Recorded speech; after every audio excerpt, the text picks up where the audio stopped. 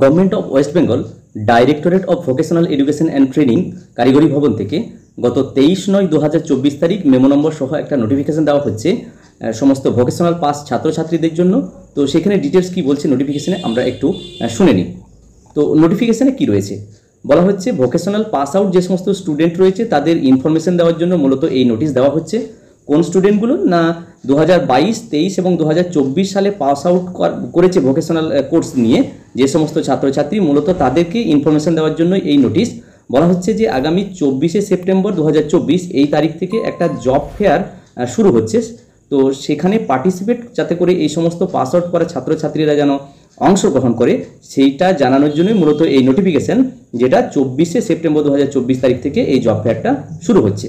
এবং এখানে বলা হচ্ছে যে কারা পার্টিসিপেট করতে পারবে এই সমস্ত যে জব ফেয়ার, এই জব ফেয়ারে কোন ছাত্রছাত্রীরা মানে উপস্থিত হতে পারবে বা পার্টিসিপেট করতে পারবে।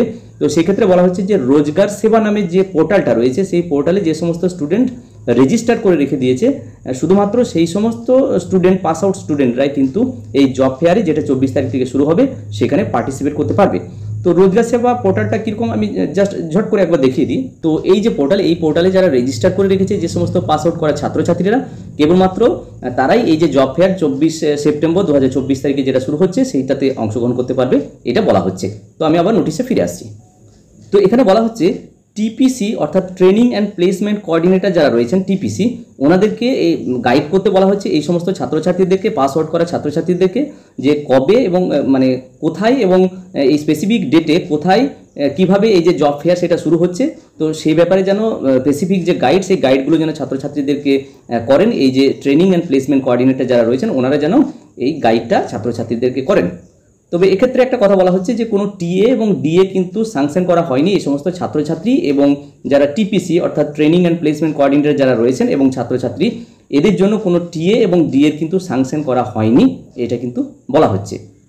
এবং ওই একই সঙ্গে যে সমস্ত ভিটিসি সেন্টার যারা যেখানে রয়েছেন ওনাদের যে হেড অফ দ্য ইনস্টিটিউট, ওনাকে বলা হচ্ছে যে এই যে ট্রেনিং অ্যান্ড প্লেসমেন্ট কোঅর্ডিনেটর অর্থাৎ টিপিসি, ওনাকে যেন অ্যালাউ করা হয় যাতে করে ওনারা ছাত্রছাত্রীদেরকে এই ব্যাপারে গাইড করতে পারে।